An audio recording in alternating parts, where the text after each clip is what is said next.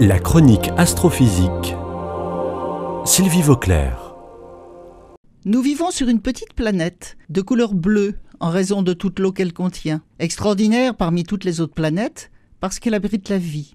Cette planète tourne autour d'une étoile, le Soleil. Lui-même fait partie d'une galaxie qui contient quelque chose comme 200 milliards d'étoiles. Cette galaxie, la Voie lactée, fait elle-même partie d'un groupe d'une quarantaine de galaxies qu'on appelle le groupe local. Notre voisine, la galaxie d'Andromède, en fait partie elle aussi. Ce n'est pas tout. Les groupes de galaxies comme le nôtre font partie de structures encore plus grandes, les superamas de galaxies. Une équipe internationale d'astrophysiciens a étudié en détail le superamas de galaxies dont nous faisons partie, qui comprend pas moins de 100 000 grandes galaxies comme la nôtre. Ce superamas a été officiellement nommé Laniakea, un nom hawaïen qui signifie « horizon céleste immense ».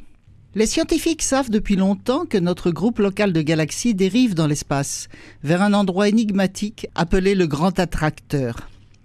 Pour essayer de mieux comprendre cette dérive, il a fallu étudier en détail quelques 8000 galaxies pour déterminer à la fois la quantité de matière visible, la quantité de matière noire qu'elles contiennent, ainsi que leur vitesse relative.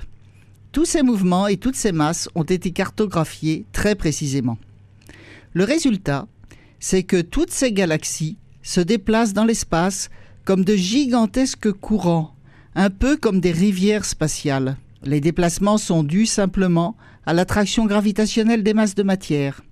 Les scientifiques ont pu découvrir des lieux où les courants de galaxies se séparent ou se rassemblent d'une manière naturelle, comme le fait l'eau des rivières.